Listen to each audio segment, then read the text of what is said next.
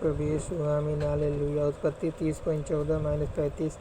जय प्रभु यीशु आमीन हालेलुया। याकूब और लाबान के बीच विवाद। 25। जब राहेल ने से यूसुफ उत्पन्न हुआ तब याकूब ने लाबान से कहा, मुझे विदा कर कि मैं अपने देश और स्थान को जाऊँ। 26। मेरी स्त्रियाँ और मेरे बच्चे जिनके लिए मैंने तेरी सेवा की है उन्हें मुझे दे दे कि मैं चला जाऊँ। तू जो जानता है कि मैंने तेरी ऐसी सेवा की है। 27। लाबान ने उससे कहा, यदि तेरी दृष्टि में मैंने अनुग्रह पाया है तो यही रह जा, क्योंकि मैंने अनुभव से जान लिया है कि यहोवा ने तेरे कारण से मुझे आशीष दी है। 28। फिर उसने कहा, तू ठीक बता कि मैं तुझको क्या दूँ और मैं उससे दूंगा। 29। उसने उससे कहा, तू जानता है कि मैंने तेरी कैसी सेवा की है और तेरे पशु मेरे पास किस प्रकार से रहे। 30। मेरे आने से पहले वे कितने थे और अब कितने हो गए, और यहोवा ने मेरे आने पर तुझे आशीष दी है, पर मैं अपने घर का काम कब करने पाऊँगा। 31। उसने फिर भी कहा, मैं तुझे क्या दूँ। याकूब ने कहा, तू मुझे कुछ न दे, यदि तू मेरे लिए एक काम करे तो मैं फिर तेरी भेड़ बकरियों को चराऊँगा और उनकी रक्षा करूँगा।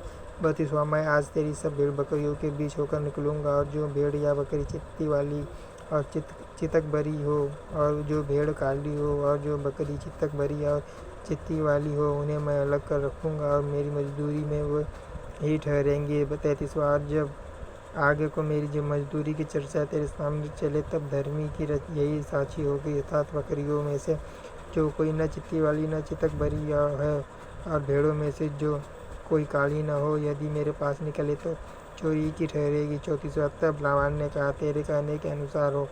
35। उसने उसे 3 सब धरी वाले और चितक भरे बकरों और सब चित्ती वाले और चितक भरी बकरियों को, अर्थात जिसमें कुछ उजलापन था, उनको और सब काली भेड़ों को। जय प्रभु यीशु आमीन हालेलुया। उत्पत्ति 30:36-31:16। मैं भी अलग करके अपने पुत्रों के साथ मैं सौंप दिया। 36। और उसने अपने और याकूब के बीच में 3 दिन के मार्ग का अंतर ठहराया, और याकूब लाबान की भेड़ बकरियों को चराने लगा। 37। तब याकूब ने चिनार और बदाम और अरमोन वृक्षों की हरी हरी झड़ियाँ लेकर उनके छिलके कहीं कहीं छील के उन्हें धरीदार बना दिया।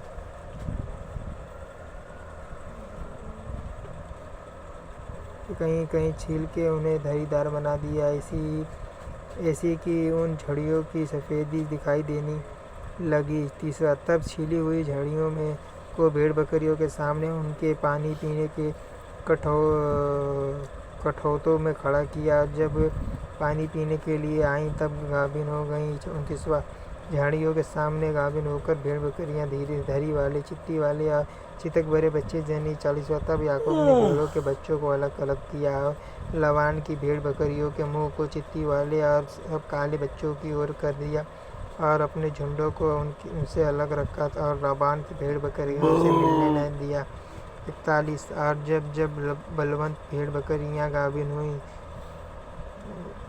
गाभिन होती थीं तब याकूब उन झाड़ियों को कठौतों में उनके सामने रख देता था, जिससे वे झाड़ियों को देखती हुई गाभिन हो जाती। 42।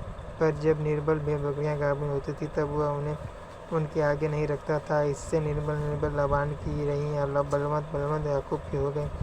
43। इस प्रकार वह पुरुष अत्यंत धनाढ़ हो गया, और उसके बहुत सी भेड़ बकरियां और दास और ऊँट और गधे हो गए। जय प्रभु यीशु आमीन हालेलुया।